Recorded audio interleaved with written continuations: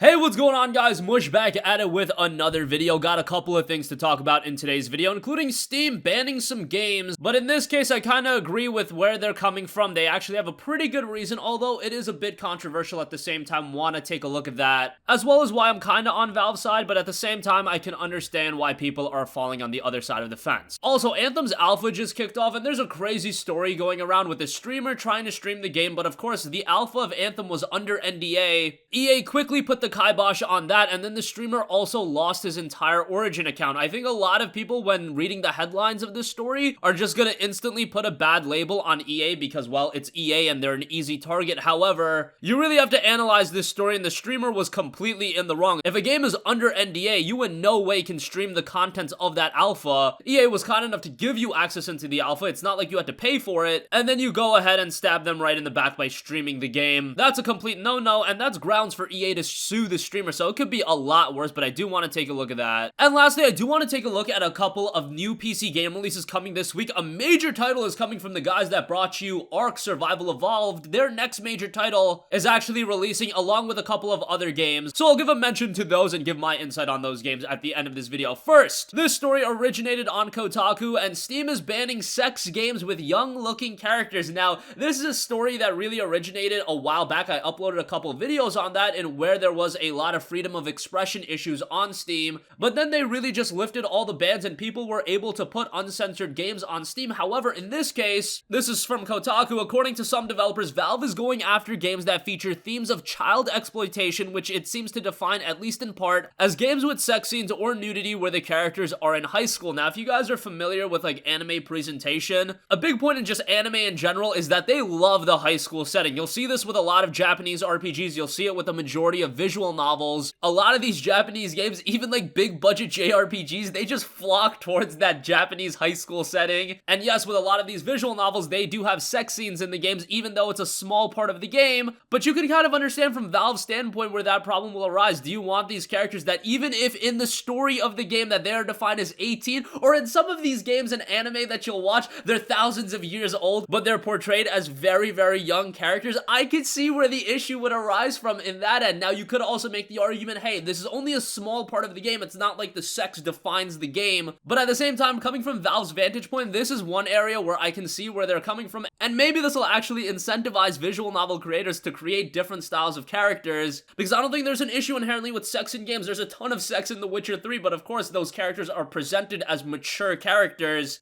And again, with a lot of these Japanese anime, and I imagine these visual novels too, I'm sure that they define these characters as 18 years old or whatever age they might be, or they're this mythical being that just doesn't age. But when you just have that style of presentation, that's a serious point of contention. And then Kotaku had an update to their article saying that a ref from Hello Goodbye's publisher, that's the game, they informed Kotaku that the game's Steam version was to be censored and would not have contained adult content. However, their developers have taken to protesting the bans on social media, saying that their games have been misunderstood, and they all claim they've reached out to Valve since receiving their bans. There are other games being banned as well, and that's all because they feature themes of child exploitation. At least that's the saying from Valve. Specifically, the game Crosslove's developers also sent out a statement saying this, quote, "These scenes aren't there to be artificially shoehorned in, and while they do exist as further proof of characters' ages beyond the disclaimer in the beginning that explicitly states them being as 18, the real reason they're there is to further many of the themes in the story." So I can definitely understand both sides here. Just a couple months ago, do remember that Valve was saying that they don't want to be the taste police, they don't want to go around removing all these games, but in this sense, when you actually look at Valve's reasoning, I give them a lot of credit, and if they do want to make Steam a friendly environment, it's probably a good way to go. Although there are ways to filter through these games, you can disable these games from being shown, so it is really a catch-22. I just imagine Valve just doesn't want to be associated with a very, very controversial theme like child exploitation.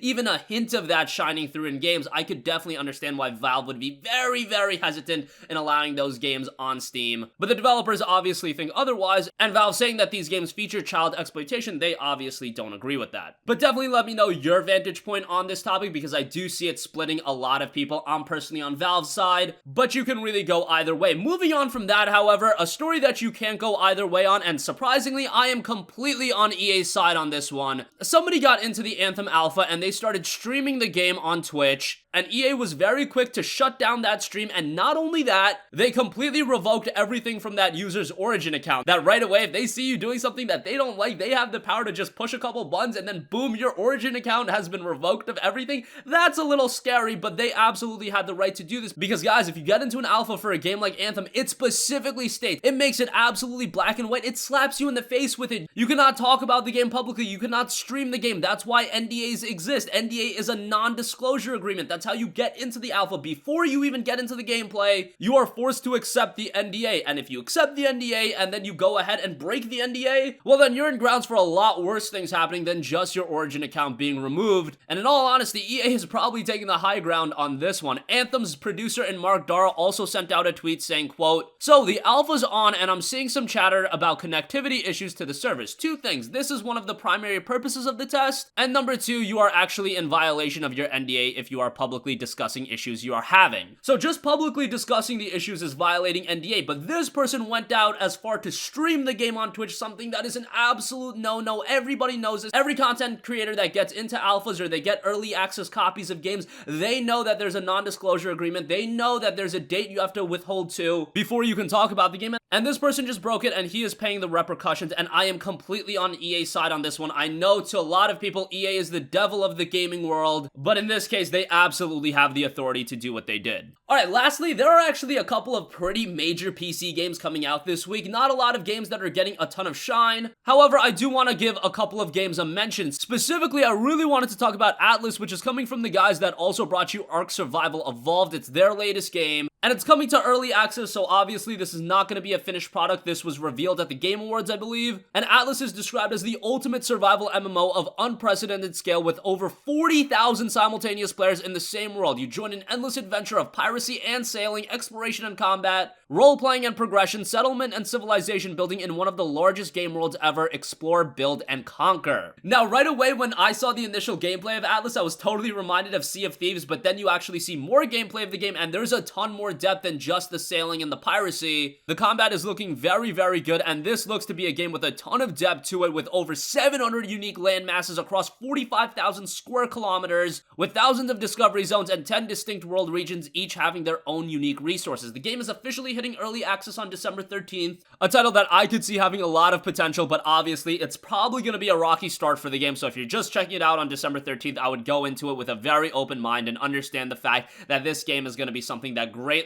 evolves over the coming year. Also, two other releases that I want to quickly mention. Kingdom 2 Crowns is dropping on December 11th. This is the latest Kingdom entry, and now you have a brand new solo and cooperative campaign. They are really promoting the co-op campaign, and that's why it's dubbed Kingdom 2 Crowns. But the first Kingdom game was a title that a lot of people got into. I wasn't super into it. I didn't spend a lot of time with it, but the initial gameplay that I experienced I thought was rather good, and I think a lot of people will be excited to see Kingdom 2 Crowns, even if it's not a day one buy. Definitely a game for a lot of you guys to add to your wish list and pick it up when it's on sale. And lastly, I do want to give a shout out to Desert Child. This is a game that has really captured my interest in recent weeks. I heard about this game and then I looked up some footage, and I am totally digging this old school art style, and it's got a very unique premise to it. You're broke, you're hungry, and your only friends are a vintage hover bike and a bowl of ramen noodles. In Desert Child, you're a young and talented hover bike racer who figure out how you can scrape enough cash together through racing and odd jobs to punch your one-way ticket to the Red Planet to enter the biggest race in the universe, the Grand Prix. The world itself is Earth is slowly decaying, and a lot of people have moved to Mars for a better quality of life, and your main character is trying to get there as well. Looks to be a pretty cool game, and there's a lot of footage already up on YouTube, so if you have any interest in the game, and I'm sure for those of you that are retro gamers and you like your old school games, this is one that easily gets your attention, but look it up for yourself, and I think it's one that you guys will dig what it has. This is also dropping on December 11th, so I wanted to give that game a mention as well. And that's gonna conclude this video, guys. Let me know your thoughts on Steam banning these games. This is gonna be a topic that really divides people, so I'm interested to hear what you guys think. And sometimes you guys frame things one way or the other that really sways me, but I think this time Valve has some solid reasoning. Also, let me know your thoughts on what's going on with the Anthem Alpha, a streamer losing all his EA Origin games after they broke NDA. I think EA was completely in the right on this one, even though I imagine imagine that some people will label EA as a scummy company for doing that. If you know how NDAs work, you just can't be doing stuff like that, and they're completely in the right for doing this.